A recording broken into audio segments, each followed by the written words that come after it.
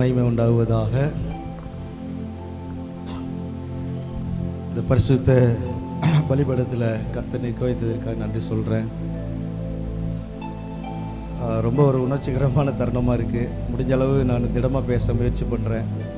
என்னோட மகளுக்கு கடந்த நாட்களில் திடீர்னு வந்த ஒரு வெட்டுனால மூளையில் ஒரு பெரிய பாதிப்பு.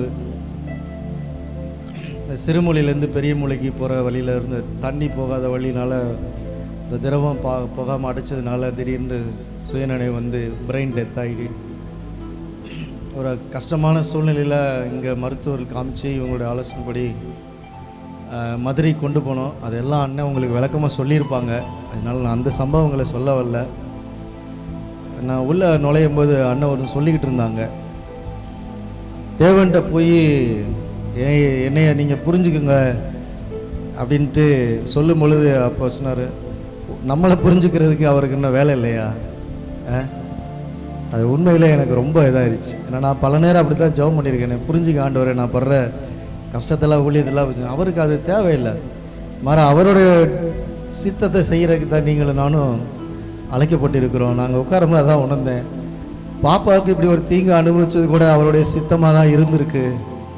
ஏன்னா எனக்கு இந்த வருஷம் கொடுத்த வாக்குத்தத்தம் யோவான் 14:14 என் நாமத்தினால எதை கேட்டாலும் அதை நான் செய்வேனார். அதையும் அந்த அந்த அந்த வசனத்துக்கு உண்மையிலே அது அர்த்தம் கிடையாது.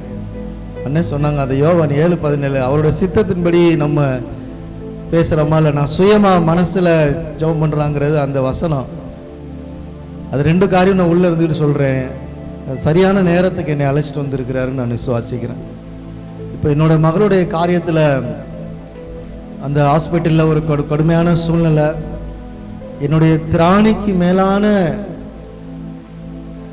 தேவைக்கு அதிகமாக உள்ள ஆஸ்பத்திரியில் ஒரு அங்கே இருக்க தகுதி இல்லாத என்னைய என் மகளையும் அங்கே அட்மிட்ட சூழ்நிலையில் ஒரு பெரிய கஷ்டமான சூழ்நிலை இருக்கும் பொழுது தான் நான் அன்றைக்கி அண்ணன் காரைக்குடி வந்துட்டு அண்ணன் போய் ஜெபம் பண்ணிவிட்டு ரொம்ப கலங்கி நின்று என் மனைவிக்காக அவங்க திடப்படுத்திட்டு வந்தார். அதுக்கு மறுநாள் ஆப்ரேஷன் முடிவு பண்ணிட்டாங்க. நான் ரெண்டே பாயிண்ட் நான் முக்கியமாக நான் உங்களுக்கு சொல்கிறேன். பிள்ளை மரணத்தின் பாதையில் இருந்தது, அது உண்மை. நாங்கள் வெளியில் சொல்ல முடியாத கஷ்டத்தில் நின்னது, அது ஒரு உண்மை. என்ன செய்கிறதுன்னு தெரியாத ஒரு நிலைமையில் இருந்தது உண்மை. ஒரு ஊழியக்காரனாக மறந்து சாதாரண ஒரு மாமிசத்தில் ஒரு தகப்பனானது உண்மை. வசனத்தை அவருடைய சித்தத்தை புரிந்து கொள்ளாமல் ஒரு கலங்கி போய் நின்னது உண்மை. நல்லா கவனிச்சுங்க. உங்களுக்கு கொடுத்த நல்ல மேய்ப்பர்களுக்காக ஊழியர்களுக்காக நீங்கள் எப்போது என்ன செய்யணும்? ஸ்தோத்திரம் பண்ணுங்க, ஜெபம் பண்ணுங்க. திடீர்னு வியாழக்கிழமை வச்சிருந்த ஏதாவது 21ஆம் தேதி வச்சிருக்கிற ஆப்ரேஷன் 20ஆம் தேதின்னு சொல்லிட்டாங்க. விடிய காலையில் எழுந்திரிச்சு 5 மணிக்கு பாப்பாவுக்கு முடியெல்லாம் எடுத்து அது ஒரு சொல்ல முடியாத, அதை நான் அதுக்குள்ளே போனேன்னா நான் உடஞ்சிருவேன். இந்த இடத்துல கர்த்தருடைய சித்தம் என்னங்கிறது மட்டும் நான் கரெக்டாக சொல்கிறேன், நீங்கள் கவனமாக பிடிச்சிங்க. அந்த முடியெல்லாம் எடுத்து அதுக்கு அழுது அதுக்கு முடி ஆசையாக வளர்ந்துச்சு. இவ்வளோ தூரம் முடி இருந்துச்சு, அதுக்கு என்னன்னே புரியலை. அப்போ நானும் முடி எடுத்துக்கிறேம்மா, நீ ஸ்கூலுக்கெல்லாம் போவேனான்னு சொல்லிட்டு அதை தேற்றி கொண்டு வந்து முடியெல்லாம் எடுத்துட்டு அப்புறம் நான் முடி எடுக்கும்போது, இல்லைப்பா வேணாம்ப்பா, நீ முடி எடுத்தால் நல்லா இருக்க மாட்டேப்பா, அந்த சூழ்நிலையும் எப்படில நீ இப்படி தான்ப்பா நல்லா இருப்பா, இதாப்பா உனக்கு அப்படின்னு சொல்லிட்டு என்னை முடி எடுக்கவில்லை. அப்போ ஒரு ஃபோன் வருது அண்ணன்ட்ட இருந்து. விடிய காலையில் ஒரு 5:30 மணி இருக்கு. அப்போ அமல் அண்ணன் ஃபோன் பண்ணி அதுக்கு முன்னாடி நிறைய ஆறுதல் பேசி திடப்படுத்தினாங்க. அது ஒரு பக்கம் இருந்தாலும் அன்னைக்கு காலையில் எதிர்பார்க்காத நேரத்தில் அவர்கிட்ட இருந்து நான் அந்த மாதிரி காலையில் ஃபோன் நான் பேசுனது கிடையாது. ஏன்னா அவருடைய இதெல்லாம் உங்களுக்கு தெரியும். அடித்து ஒன்று சொன்னார், டே தம்பி என்ன பண்ணுறேன்னாரு. இந்த பாப்பாவுக்கு மொழியில் எடுத்துட்டு உட்காந்து ஜெபம் பண்ணிகிட்ருக்கேனே. உடஞ்சி போய் சொல்கிறேன், அதில் கலங்காத, தைரியமாக இரு, பயப்படாத, ஆண்டவர் ஒரு காரணம்லாம் அனுபவிச்சிருக்க மாட்டார்ரான்னு சொல்லிட்டு இப்போ ஒன்று சொன்னார். நான் யாருக்காகவும் காலையில் எழுந்திரிச்சு நான் ஜெபிச்சு சொன்னது இல்லைடா. நான் பாப்பாவுக்காண்டி நான் காலையில் வெள்ளானே எழுந்திரிச்சு ஜெபிச்சுக்கிட்டு இருக்கேன். அந்த அந்த பிரசன்னத்தோட அந்த இதில் நான் சொல்கிறேன், அந்த வார்த்தை சொல்ல அந்த இதில் நான் சொல்கிறேன் அப்படின்னு சொல்லி ஒரு சம்பவத்தை சொன்னார். ஆபிரகாம் தனக்கு கொடுத்த ரொம்ப நாளைக்கு அப்புறம் இருந்த அந்த பிள்ளை ஈசாக்க பலியிட போனார். தேவன் சொல்லிட்டாருன்ட்டு அவருடைய காரியத்திற்கு ஒப்புவிச்சு போய் அந்த பிள்ளையை பலி கொடுத்தாரு. ஆனால் தேவன் அங்கே என்னென்ன ஆபிரகாமோட இதுலேருந்து நீங்கள் புரிஞ்சுக்க, இந்த வார்த்தை தான் ரொம்ப ஹைலைட். பிள்ளையை காட்டிலும் தேவன் முக்கியம்னு ஆபிரகாம் நினைச்சான்டா. அதனால தான் அவன் தைரியமாக பிள்ளையை கொடுத்துட்டு யெகோவா ஈரேன்னு சொல்லிட்டு வந்தான். இன்னைக்கு நீனும் அந்த சூழ்நிலை நிற்கிற. இந்த பிள்ளையை ஆண்டவர் கொடுத்துருக்கிறாரு உனக்கு. உனக்கு தேவன் தான் முக்கியமாக இருக்கணும். நான் இதை காலை வேளை சொல்கிறான்னு சொல்லும் எனக்கு அந்த அந்த நேரத்தில் அது எனக்கு ஜீரணிக்க முடியலை உண்மையில். ஏன்னா நான் சாதாரண ஒரு மனுஷன் தான், ரொம்ப திடமில்லாத ஆளு தான். நான் ஆவிக்குரியதுலேயும் சரிலையும் சரி. அந்த நேரத்தில் அந்த வார்த்தையை என்னால் சொல்ல முடியலை. நான் இல்லைப்பா நீங்கள் தான் முக்கியம்னு என்னால் சொல்ல முடியல. ஜெபம் பண்ணிட்டு இருந்தேன். சரி என்ன ஒரு ப்ரேயர் பண்ணுங்கன்னு சொல்லிட்டு ஜெபம் பண்ணிட்டு முடிச்சிட்டாங்க. அப்புறம் இந்த ஃபார்மாலிட்டிலாம் பண்ணிட்டு பிள்ளையை கொண்டு போயிட்டாங்க. எனக்கு அப்போ அந்த வசனத்தோடைய அந்த வார்த்தை எனக்கு சொல்ல முடியல. நான் தான் சொன்னேன், நான் ரொம்ப திடம் இல்லாத ஆள். ஆனால் 7:50க்கு 8 மணிக்குன்னு சொன்னாங்க. பிள்ளைய இன்னும் அழைச்சிட்டு போகலை. அப்போ ஒரு சிஸ்டர் சொன்னாங்க, பிரதர் பணம் கட்டலாமல் ஆப்ரேஷன் கொண்டு போக மாட்டாங்க. ஏன்னா நான் அது வரையும் ஆப்ரேஷன் தேவையான 1,70,000 கட்டலை. அதுக்கு முன்னாடி ஒரு 80,000 கட்டிட்டு கட்டலை. அந்த நேரத்தில் நான் போய் பேசுகிறேன் அவர்கிட்ட. ஏங்க இன்னும் பாப்பா கூட்டிகிட்டு போக மாட்டீங்க, ரொம்ப நேரம் ஆச்சு, பணம் கட்டினா தான் நீங்கள் கூட்டிகிட்டு போவீங்களா அப்படின்றாங்க. இல்லை அப்படி யார் சொன்னது? இல்லை நீங்கள் சொல்லுங்கள் வேணா, நான் யார்கிட்ட பேசுகிறேன். யார்கிட்ட பேசுவீங்க? என்ன நீங்கள் யார்கிட்ட பேசணும்னு சொல்லுங்கள், பிள்ளைக்கு நீங்கள் ஸ்டார்ட் பண்ணுங்கள் பணம் கட்டின்னு அப்படி சொல்லிட்டு அவங்க இல்லை சார் நீங்கள் போங்கன்னு சொல்லிட்டு சொன்னவங்க, லேட் ஆகுன்னு சொன்னவங்க பின்னாடியே வந்துட்டு ஜெபமே பண்ணலை பிள்ளைக்கு. அப்போ இல்லை சார் டாக்டர் வர சொல்லிட்டாங்க, மணி ஆயிடுச்சு, நீங்கள் கரெக்டாக 8:05 இருக்கும். அப்போ தான் அண்ணன் சொன்ன அந்த ஜெபம் எனக்கு நினைவில் வருது. ஐயோ பிள்ளைக்கு ஜெபிக்கலைன்னு சொல்லிட்டு ஒரு நிமிஷம் நில்லுங்கன்னு சொல்லிட்டு அந்த வெளியில் வந்த ஒரு சில நிப்பாட்டி அப்போ தான் நான் சொல்கிறேன், அப்பா ஆபிரகாமுக்கு ஈசாக்க நீங்கள் கொடுத்தீங்க. ஆனால் ஆபிரகாம் அந்த பிள்ளைய பலி சொன்ன தேவன் தான் முக்கியன்ட்டு பலி கொடுத்தாப்பா. நான் இப்போ அதே தான் சொல்கிறேன் ஆண்டவரேன்ட்டு அண்ணன் என்ன சொன்னாங்களோ அந்த ஜெபத்தை நான் சொன்னேன். எனக்கு நீங்கள் முக்கியம் ஆண்டவரே, எனக்கு நீங்கள் முக்கியம், யெகோவா ஈரே இந்த பிள்ளைய பார்த்துக்குவான்னு சொல்லிட்டு அந்த ஜெபத்தை தைரியமாக நான் அப்போ தான் பேசிட்டு கொண்டு போயிட்டாங்க. நான் ரொம்பலாம் பிள்ளைக்கு போய் ஜெபம் பண்ணலை. இயேசுவின் நாமத்தினால ஸ்தோத்திரம் அதெல்லாம் நான் பண்ணலை. இந்த வார்த்தையை தான் சொன்னேன், எனக்கு நீங்கள் முக்கியம் ஆண்டவரே, யெகோவா ஈரே. அப்போ தான் இவர் காலையில் சொன்ன அந்த வார்த்தையோட உயிர் எனக்குள்ள அந்த தைரியமாக சொன்னேன். நான் எனக்கு நீங்கள் முக்கியம் ஆண்டவரேன். எல்லாருமே அங்கே எல்லாருமே அழுதுட்டாங்க அன்னைக்கு. அதுக்கப்புறம் என்ன நடந்தாலும் சரி, எனக்கு யெகோவா ஈரே ஒரு வார்த்தை தான் சொன்னேன். சொல்லிட்டு ஆப்ரேஷன் கொண்டு போயிட்டாங்க.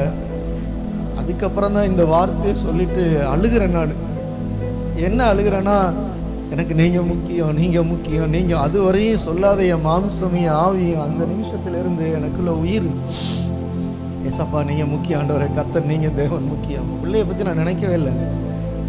எனக்குள்ளே சோர்ந்து போன அந்த இதெல்லாம் அப்போ தான் அந்த வார்த்தையோட வல்லமை எனக்குள்ளே வேலை செய்ய ஆரம்பித்து உட்காந்துட்டேன். தொடர்ந்து அப்புறம் ஃபோன் நிறையா வந்துச்சு, நிறைய பேர் ஜெபிச்சாங்க, நிறைய பேர் வசனத்தெல்லாம் சொன்னாங்க. 10 மணி ஆயிடுச்சு. 10 மணி ஆகிட்டு கவலைப்படாதுப்பா ஆண்டவர் இருக்கிறாருப்பா, ஒன்றும் ஆகாதுப்பான்ட்டு நம்ம, ஏன்னா என் மனைவி எழும்போது நான் திடப்படுத்துகிறேன், நான் அழும்போது அவங்க திடப்படுத்துகிறாங்க, வேறு யாரும் இல்லை எங்களுக்கு. அந்த நேரத்தில் ஒரு ஒரு இனம் புரியாத பயம் வேறு எனக்குள்ள. ஏன்னா நான் ஆஸ்பத்திரியில் நிறைய இருக்கிறனால நிறைய ஃபெயிலியர்ஸான காரியங்கள் உள்ளே வருது. இல்லை ஆண்டவர் இருக்கிறார் பார்த்துக்கிறாருன்னு சொல்லிட்டு ஆபிரகாம் அந்த 22ஆம் அதிகாரத்தில் உள்ளது அந்த அதை படிக்கிறேன். நான் அண்ணன் சொன்னதை அந்த சாப்டர் ஃபுல்லாக படிச்சுக்கிட்டே இருக்கிறேன். படித்து என் ஒய்ஃப்கிட்ட சொல்கிறேங்க, பாரு இது மாதிரி நடந்திருக்கு, கர்த்தர் ஏதாவது செய்வாருமா, நீ பயப்படாத, ஒன்றும் ஆகாது. ஏன்னா என் பாப்பாவுக்கு என்ன செஞ்சாங்கன்னா, போனோன்னே இந்த மூளையில் இது ஃபுல்லாக ஓப்பன் பண்ணி ஒரு பெரிய ஸ்டண்டு வச்சு இப்படியே அந்த யூரின் பேக்கில் பிளாடரில் விட்டுட்டா அது போயிடும் அப்படின்னு சொல்லி தான் பண்ணாங்க. நான் ஒரே அந்த சீஃப் டாக்டர் மட்டும் நம்ம ஃபஸ்ட்டு எண்டோஸ்கோப்பியில் பண்ணி எங்கே அந்த பிளாக் இருக்கோ அங்கே மட்டும் வெட்டி பண்ணுவோம். ஃபஸ்ட்டு நான் இந்த இதை விட்டு ட்ரை பண்ணுறேன், அதில் ஃபெயிலியர் ஆயிடுச்சுன்னா நான் ஓப்பன் பண்ணிடுறேன், ஆனால் ரிஸ்க்கு அதிகம், பிள்ளையோட போன் அவ்வளோ ஸ்ட்ரென்த் இல்லைன்ட்டாங்க. இது என் மண்டைக்குள்ள வந்து போய் இந்த இந்த இந்த இந்த வசனத்தோடைய பலத்தை இது என்ன செய்யுது, அதை அமுக்கிக்கிட்டே இருக்கு. அதான் சொன்னேன், நான் சாதாரண ஒரு ஆளு தான். அந்த நேரத்தில் அப்படி தான் இருந்தேன். இந்த பலிபடத்தில் நிற்கிற ஒரு ஊழியனா அன்னைக்கு இல்லை. இது வருது போது ஆனாலும் இல்லைப்பா எனக்கு நீங்கள் முக்கிய ஆண்டவரை, இதை படித்து சொல்லிகிட்டு இருக்கு. நிறைய பேர் பேசுகிறாங்க, வைக்கிறேன் 10-10:30 இருக்கும். அப்போ பாருங்க இன்னொரு ஃபோன் வருது, ஒரு சத்தம். என்ன சத்தம் தெரியுமா? ஃபோன் அடிக்கிற சத்தம். பார்த்தா அண்ணன் சகாயராஜ் அண்ணன் வருது. எனக்கு சகாயராஜ் அண்ணன் வந்தோன்னே எங்கள் பாஸ்டர் அவர் பேர் சகாயராஜ், எங்கள் மாமா பேர் சகாயராஜ், எந்த சகாயராஜ்னு பேசுகிறேன்னு தெரியாமல் நம்ம அந்த நிலைமையில் எடுத்து அட்டன் பண்ணக்கு நான் யோசிச்சுட்டு இருக்கும் பொழுது எடுத்துட்டேன். வேணான்னு நினச்சேன். ஏன்னா அவராக இருந்தால் நம்ம அவர்கிட்ட போய் நம்ம அழக்கூடாது அப்படின்ட்டு ஒரு மாதிரியா இருக்குன்னு சொல்லிட்டு எடுத்துட்டு பிரதர் அப்படின்ட்டு. அவர் வாய்ஸ் புரியலை எனக்கு. அடுத்து தான் 2 விட புரியுறாரு. பிரதர் பாப்பா கேள்விப்பட்டேன், கவலைப்படாதீங்க, நான் சபையாரெலாம் ஜெபிச்சுக்கிட்டேன், நான் காலையில் உங்களுக்கு ஜெபம் பண்ணேன் பிரதர். அப்போ மார்க் 9 21 22 23 ஆண்டவர் வசனத்தை காமிச்சாரு. நான் அந்த வசனத்தை படி ஜெபம் பண்ணேன், நீங்கள் விசுவாசம் பாருங்க பிரதர், உங்களுக்கு ஒன்றும் ஆகாது அப்படின்னு சொல்லிட்டு நான் ஜெபிச்சுக்கணும்னு சொல்லிட்டு வச்சுட்டார். சரிண்ணே சந்தோஷம்னு சொல்லி வச்சு இந்த ஒரு ஒரு கண்ணி அந்த நிலைமையில் இந்த அவர் சொன்னதை எனக்கு உள்ளே வாங்க முடியலை. ஏன்னா நர்ஸுக்கு போகிறாங்க வர்றாங்க, நான் ஓடி போய் என்னன்னு கேட்குறேன். அவங்க சார் ஒன்றும் இல்லை சார், நீங்கள் இருங்க, பயப்படாமல் அழுகாதீங்க, ஒன்றும் ஆகாதுன்னு சொல்லிட்டு அந்த மாதிரி மனநிலைமையில் உட்காந்துருக்கும்போது மனம் நொந்து போய் நான் சொல்கிறேன், என் மனைவிட்ட சொல்கிறேன், என்னதான் ஜெபம் பண்ணி என்னதான் சொன்னாலும் மனசுக்குள்ளே எனக்குள்ள ஒரு ஈரமே இல்லை, ஒரு சமாதானமே இல்லை. அப்போ நான் ஒய்ஃப்ட்ட சொல்கிறேன், உலகத்திலே ரொம்ப கொடுமையான விஷயம் ஒரு ஊழியக்காரனுக்கு இருக்கட்டும், என்ன விஷயம் தெரியுமா மலர் அப்படின்னு கேட்குறேன். என்னங்க, நம்மளுக்கு தெரிஞ்சவங்களுக்கு ஏறுற மரணமோ பெற்றோருக்கோ பிள்ளைக்கோ இந்த மாதிரி நடக்கிற சம்பவங்களோ அது கிடையாது. வார்த்தையின் தேவனாகிய தேவன் நம்மள்கிட்ட பேசாமல் இருக்கிறது தான் நம்மளுக்கு பெரிய கொடுமையை நான் அனுபவிக்கிறேன். எல்லாரும் ஜெபிக்கிறாங்க பேசுகிறாங்க, ஆனால் எனக்குள்ளே ஏன் ஒரு பயம் வெறுமை வருதுன்னு தெரியல. நான் அந்த கொடுமை அனுபவிக்கிறேன். ஆண்டவர் என்கிட்ட ஒன்றுமே பேசலப்பா அப்படின்னு சொல்லிட்டு. ஏன் அப்படி சொல்கிறீங்க? இல்லை எனக்கு ஒரு இதாக சொல்லிகிட்டே உட்காந்து அழுதுகிட்டு இருக்கிறோம் ரொம்ப நேரம் ஆகி. அப்போ தான் வருது, பிரதர் மார்க் 9 21 23 நான் உங்களுக்காண்டி ஜெபம் பண்ணும்போது அண்ணன் அவங்க வருது. நீங்கள் எடுக்க வேணாம், நான் அந்த வசனத்தை மட்டும் நான் படிச்சுக்கிறேன். அந்த வசனம் வரும்பொழுது எனக்கு தெரியல 9 10 ஏதான்ட்டு செல்ஃபோன்லே இப்படியே தேடுறேன். நான் செல்ஃபோனில் தேடும் பொழுது அது எனக்கு புரியாமல் ஒன்றுனா அப்படியே படிக்கிறேன். எங்கடா சொன்னார் தேடும் பொழுது தான் அந்த வசனத்தை ஒவ்வொரு இதாக படிக்கும்போது கண்டுபிடிச்சிட்டு நான் படிக்கிறத மட்டும் கேளுங்க. அவனுடைய தகப்பனை நோக்கி, இது இவனுக்கு உண்டாகி எவ்வளவு காலமாயிற்று என்று கேட்டார். அதற்கு அவன் சிறு வயது முதற்கொண்டே உண்டாயிருக்கிறது. இவனை கொல்லும்படிக்கு அது அநேக தரம் தீயிலும் தண்ணீரிலும் தள்ளிற்று. நீர் ஏதாயிலும் செய்யக்கூடுமானால் எங்கள் மேல் மனதிறங்கி எங்களுக்கு உதவி செய்ய வேண்டும் என்றார். இயேசு அவனை நோக்கி, நீ விசுவாசிக்க கூடுமானால் ஆக விசுவாசிக்கிறவனுக்கு எல்லாம் கூடும் என்றார். இது வந்தோன்னே உட்கார்ந்திருந்த எனக்கு ஒரு மாதிரியாகி திரும்ப இதை படிக்கிறேன். இதில் என்ன ஸ்பெஷல்னு கேட்டிங்கன்னா, 2 ஆப்ரேஷனுக்கு முன்னாடி 3 நாளைக்கு முன்னாடி டாக்டர்கிட்ட நான் இதே தான் கேட்குறேன். என்ன கேட்டேன்னா, ஒரு தகப்பனா டாக்டர்கிட்ட கேட்குறேன், சார் பிள்ளைக்கு இது மாதிரி ஆகி எத்தனை நாள் ஆச்சு சார், எவ்வளோ நாளில் வந்திருக்கோம்? அப்போ அவர் சொல்கிறாரு, பாஸ்டர் ஐயா இது சிறு பிள்ளையில வந்திருக்குயா, இது வந்திருக்கோம், நம்மளுக்கு தெரிஞ்சிருக்காது, சிம்டம்ஸ் வந்திருக்கோம். நான் கேட்டேன், சரி வந்திருக்கு சொல்கிறீங்க, இது எதனால் காரணம்னு நான் கண்டுபிடிக்க முடியுமா? அப்போ சொன்னார், இதற்கான காரணத்தை தேடுறதுக்கு இது நேரம் கிடையாது, இந்த நேரத்துலேருந்து இந்த பிள்ளையை விடுவிக்கிறதுக்கு தான் நம்ம சொல்லுங்க கேட்டு. அப்போ நான் சொல்கிறேன், ஐயா நாங்கள் தீயில் நிற்கிற மாதிரி இருக்கியா, தண்ணிக்குள்ள மூழ்கிற மாதிரி ஒரு சூழ்நிலை நிற்கிறேன் ஐயா, நீங்கள் ஏதாவது செய்ய முடிஞ்சால் செய்யுங்கய்யா அப்படின்ட்டு நான் இந்த இந்த இந்த வசனத்தில் நான் அவர்கிட்ட கேட்குறேன்.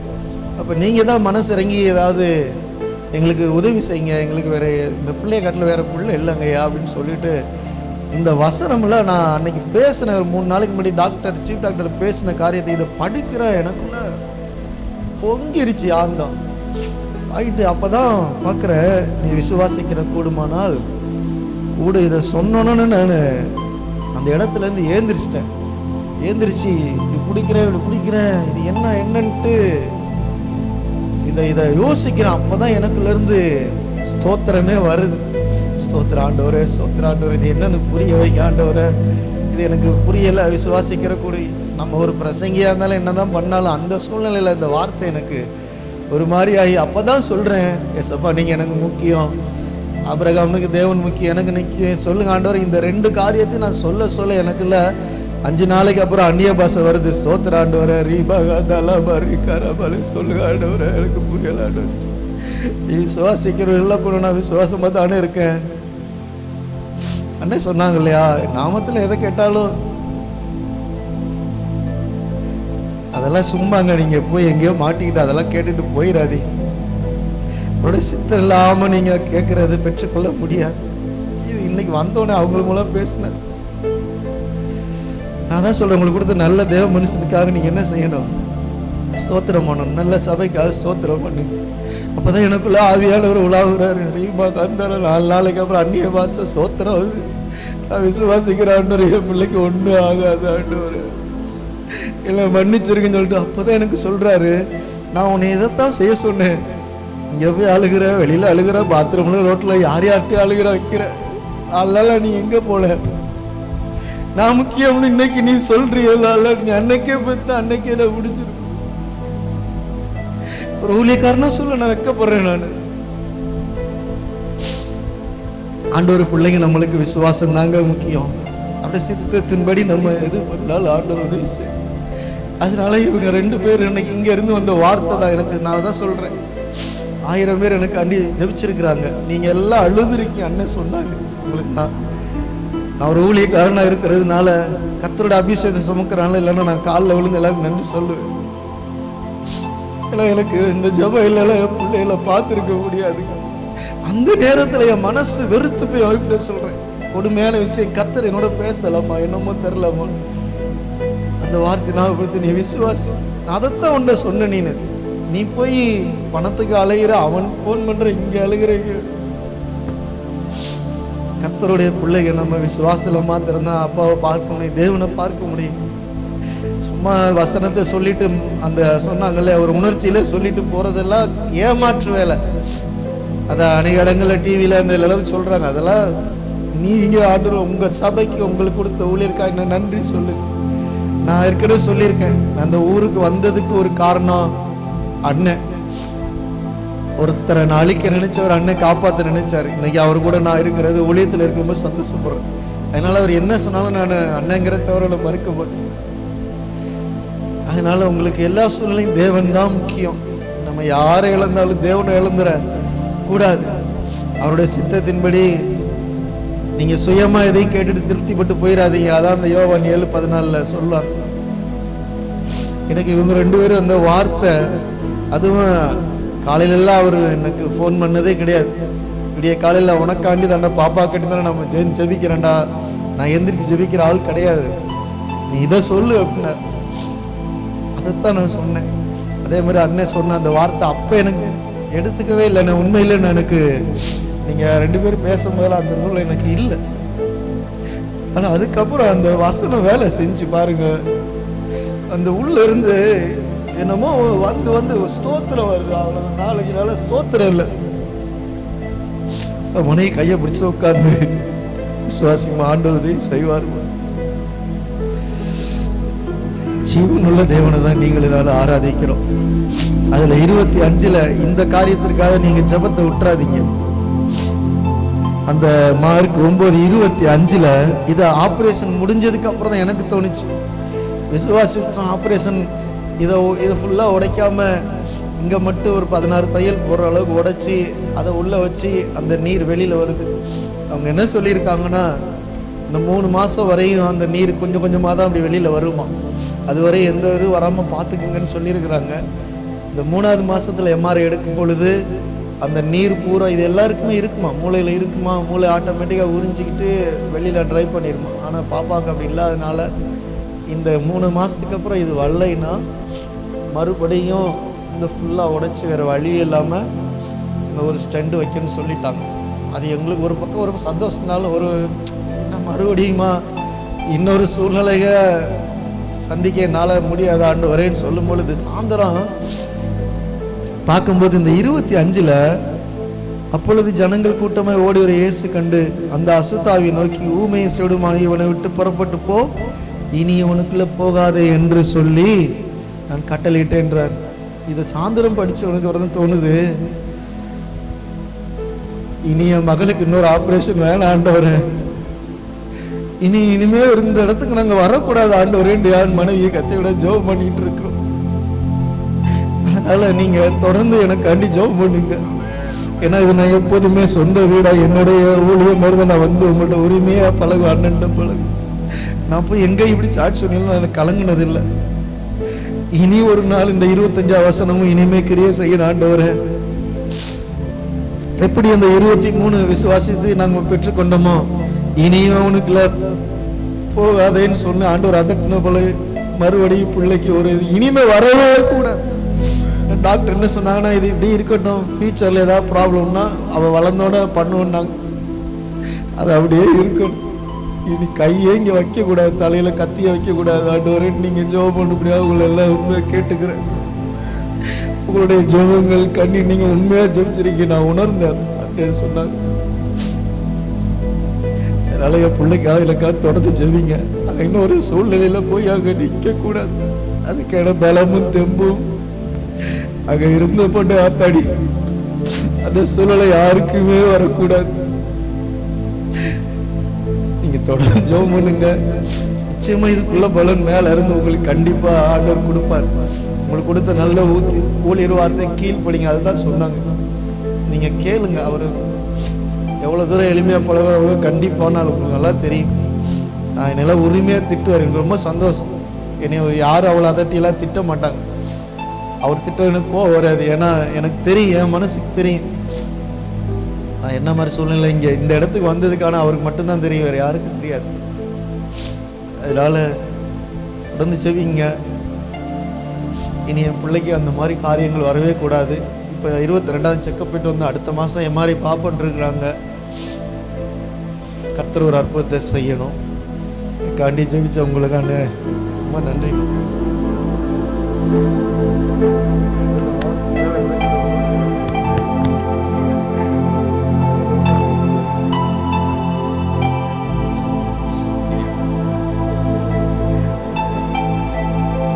அதுக்கு தானே அன்னைக்கு உங்களை பிடிச்சிட்டு நான் கையை அவ்வளோ தூரம் இருக்கு, அன்னைக்கே உடஞ்சிட்டேன். சரி, அந்த இடத்துல நம்ம ஆகக்கூடாது, அதான் நான் நேரம் வந்து சொல்றேன்னு. Thank you thank you.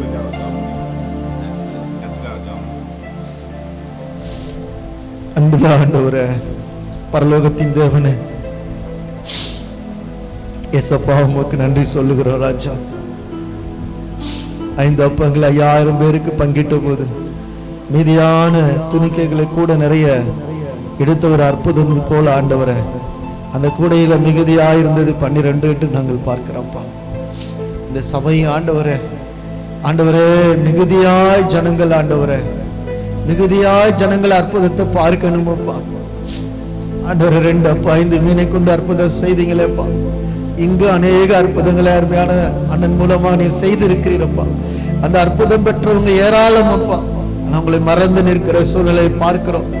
அதை நினைத்தவர்களாய், அண்ணனோட பிரயாசங்களை ஜபங்களை நன்மை பெற்ற நினைத்தவர்களாய் ஆண்டவரே, மிகுதியாய் ஜனங்கள் நிரம்பி வழியத்தக்கதாக, ஆண்டவரே மீதம் எடுக்கத்தக்கதாக இந்த திருச்சபை நீர் ஆசீர்வதிக்கும்படியாக செபிக்கிறோம் ஐயா. இந்த வருஷம் இவர்களுக்கு ஒரு இருப்பின் வருஷமாக இருக்கட்டும் ஐயா.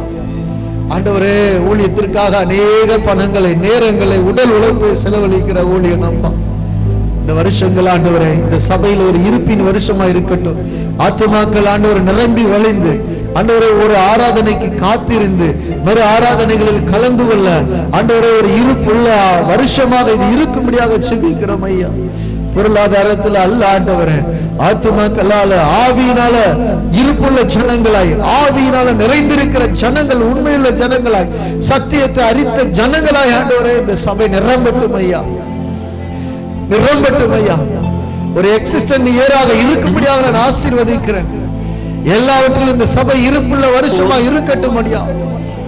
அவங்களுடைய கண்ணீர் ஜெபங்கள், அவருடைய வார்த்தையின் வல்லமைகள் ஜனங்கள் சத்தியத்தை அறியணும்ப்பா. உண்மையான சத்தியங்களை அறிந்து நிலைத்திருக்கட்டும். ஆண்டவரே, ஆராதனையில் காத்திருந்து கலந்து கொள்ள கர்த்தர் உதவி செய்யுங்கப்பா. இந்த இடமெல்லாம் தலைகளாய் ஆத்துமாக்களால் தெரிய கர்த்தர் அப்படிப்பட்ட அற்புதங்களை இந்த நாட்களில் செய்வீராக.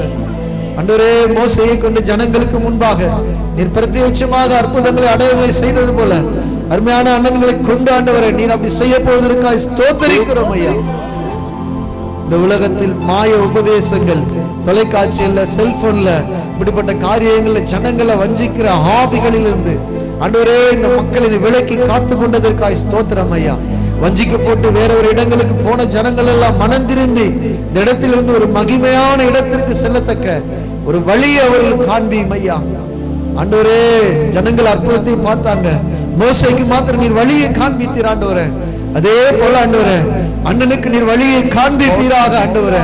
அதுல ஜனங்கள் ஆண்டவரை பார்த்து இந்த சபையில நிரம்புவதாக ஆண்டவரை, இருக்கைகள் நிரம்பி வழிவதாக. ஒரு இருப்பின் வருஷமாக இயேசுவின் நாமத்தில் நான் ஜெபித்து ஆசீர்வதிக்கிறேன். என்னை போன்ற ஊழியர்களுக்கு இந்த இடம் ஆண்டவர், இந்த பலிபீடம் எவ்வளவு ஆசீர்வாதமா இருப்பது, அற்புதம் செய்ததை நாங்கள் பார்க்கிறோம். வருகிற வருஷங்கள் நாங்கள் பார்க்க உதவி செய்யும் சுவாமி. அடியேன் இந்த இடத்தில் வந்து ஆசீர்வதிக்கப்பட்டது போல இங்கு வருகிற ஒவ்வொரு நன்மைகளால் நிரம்பி முடியாது ஜெபிக்கிறேன். நீ தங்கி இருப்பதற்காக ஸ்தோத்திரம் ஆண்டவர். இயேசு கிறிஸ்துவின் நாமத்தில் வேண்டுகிறோம் பிதாவே, ஆமென்.